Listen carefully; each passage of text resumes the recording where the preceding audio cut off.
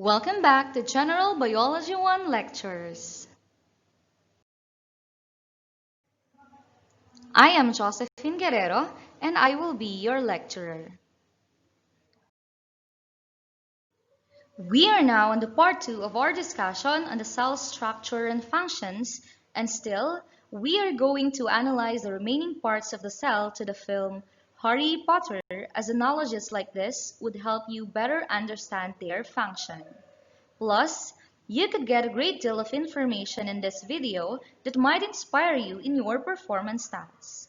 So, let's get started.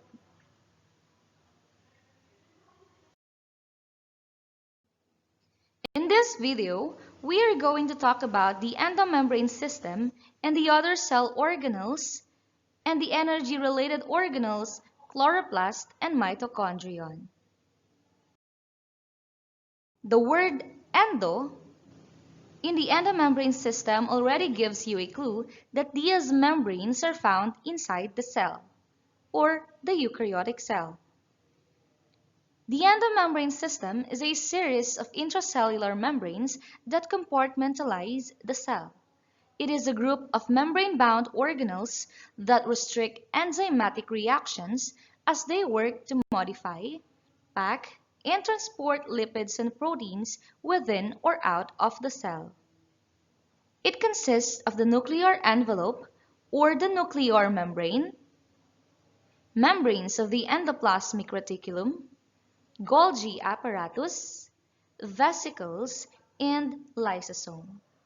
As we go along with the presentation, we will discuss these endomembranes one by one and determine the roles they play in the transport of substances in the cell.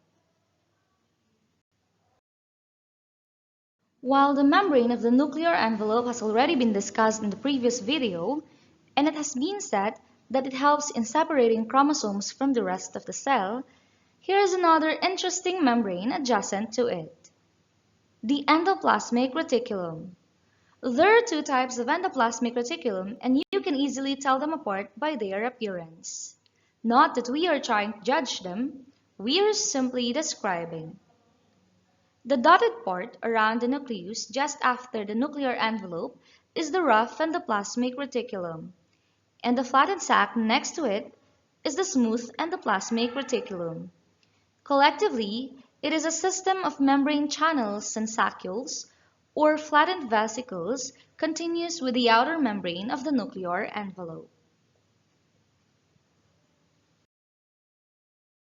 The ER, or the endoplasmic reticulum, is compared to the owl. The owl in Harry Potter sends messages from the headmaster to the wizards, as the endoplasmic reticulum also serves as the passageway of information from the nucleus.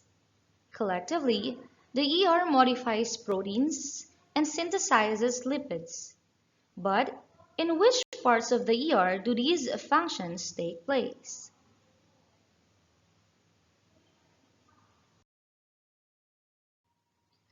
Let's try to look at the rough endoplasmic reticulum. It is studded with ribosomes on its cytoplasmic side, thus appearing rough when viewed through the microscope. It is responsible in protein anabolism, where it structurally modifies the synthesized proteins from the ribosome. Where will these modified proteins go? These proteins will be incorporated into the cell membrane, the membrane of the ER itself, or those of the other organelles. If not, these proteins will be secreted from the cell as protein hormones or enzymes. Aside from that, RER also makes phospholipids for the cell membrane. In Harry Potter, the grand staircase represents the RER as it has attached frames all over the walls, just like the ribosomes attached to its cytoplasmic surface. Moreover, it detaches and transfers or moves from one angle to another to deliver the wizards to their destination. Can the RER also do that? Surprisingly, yes. Parts of the RER bud off and form into vesicles to transport phospholipids and modified proteins that are not destined to stay. Sometimes, Things are not destined to stay because they are much more needed somewhere else. After the RER is the smooth endoplasmic reticulum that has few or no ribosomes in it. It is the site for the synthesis of carbohydrates, lipids, and even steroid hormones. It functions well in the detoxification of drugs or medicines and poisons, and it stores calcium ions. It also forms transport vesicles that bud off from its membrane to transport substances to the other parts of the cell. Collectively, the ER is abundant in cells that secrete proteins such as enzymes and in the cells involved in detoxification. Can you name a part of the body that is abundant in ER? Well, if you answered liver, you are correct.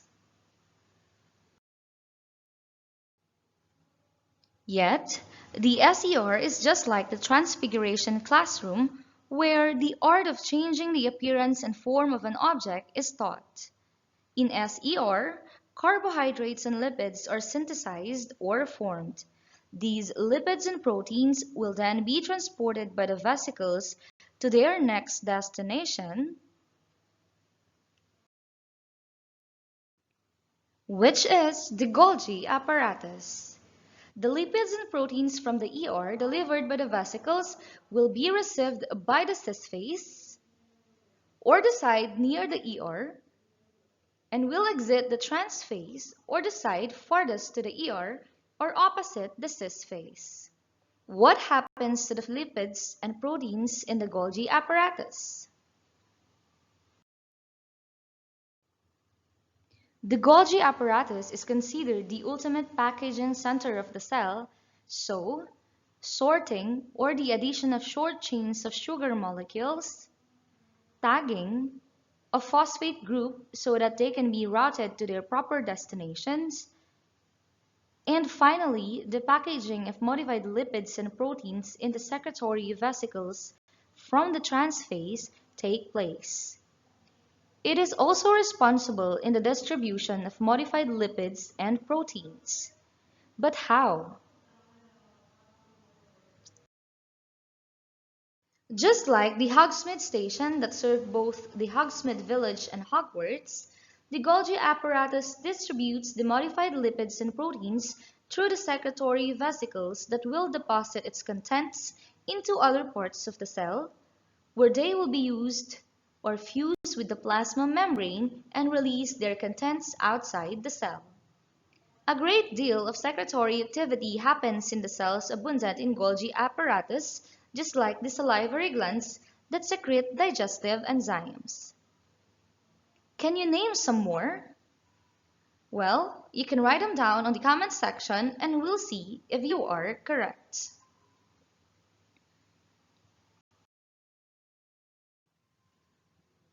While most organelles are found in both plant and animal cell, lysosome is one of those that can't be found in plants. It is produced by the Golgi apparatus. It is termed as the suicidal bag of the cell because it contains digestive enzymes that are highly acidic. These enzymes are used in digestion of large molecules and foreign substances that may enter the cell. This is apparently why plants do not commonly have lysosomes, for they have already cell walls that are tough enough to keep these substances out. These lysosomes are also responsible in apoptosis or the programmed cell death, just like when tadpoles lose their tails. Lysosomes also help in the recycling of cellular resources as they act on worn-out organelles and cell parts. They contain and digest harmful substances that may endanger the cell using their hydrolytic enzyme.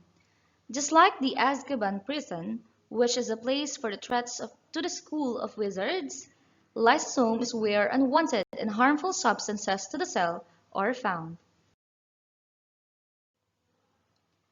The next organelle is vacuole. It is a membranous sac that is larger than the vesicle, for it's mainly used as a storage of water, nutrients, pigments, and even some waste products. There are a few vacuoles in animal cells, but there is a large central vacuole in plant cells that takes up to 90% of the cell's volume and maintain turgor pressure. Turgor pressure is the outward force that pushes the membrane of the plant cell against its walls. When plants are not watered for days, the vacuoles shrink and the cell fallows, or the leaves wilt. But if they are given enough water, just like the leafy vegetables in the supermarket or grocery stores, they stay fresh.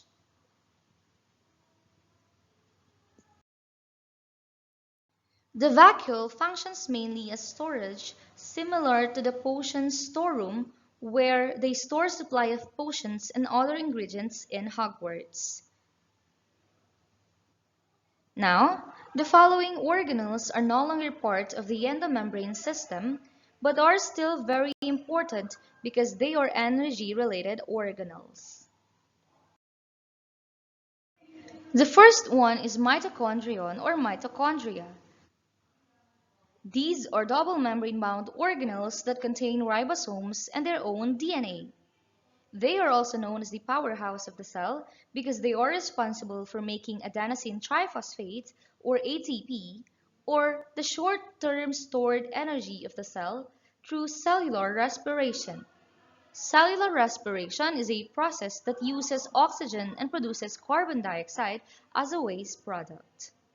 As you are breathing right now, you are exhaling carbon dioxide from the cellular respiration that takes place inside you. The folds in the inner membrane of the mitochondria is called cristae, and the area surrounded by folds is called the matrix.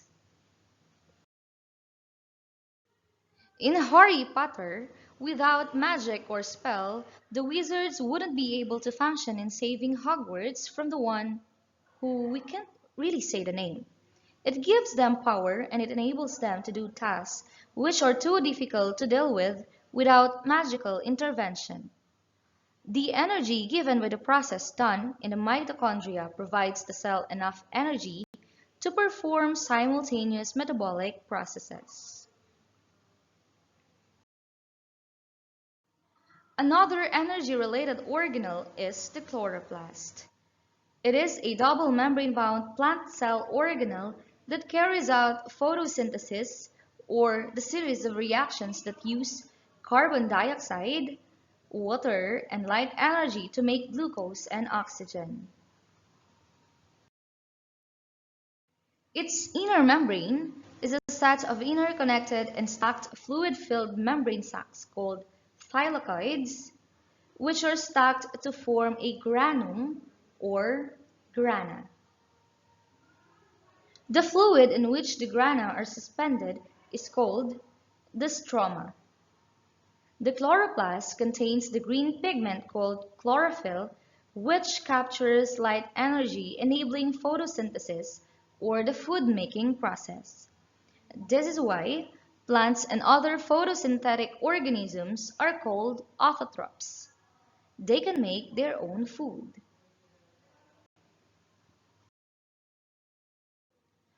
Going back to Harry Potter for the last time, the polyjuice potion allows human drinkers to temporarily assume the form of another person. The chloroplast, on the other hand, is able to transform carbon dioxide and water with light energy into food in the form of glucose with excess oxygen, which is very useful to animals, especially humans.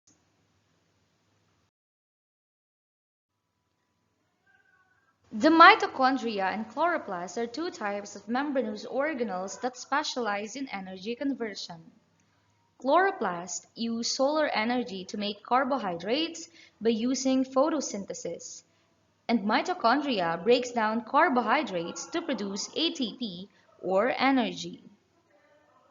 All cell parts and organelles work hand in hand and carry out their individual function for the survival of an organism. Each part, as small as they may seem, has a contribution. Each part is important, useful, and needed. So are you as an individual. Find your purpose and do your part.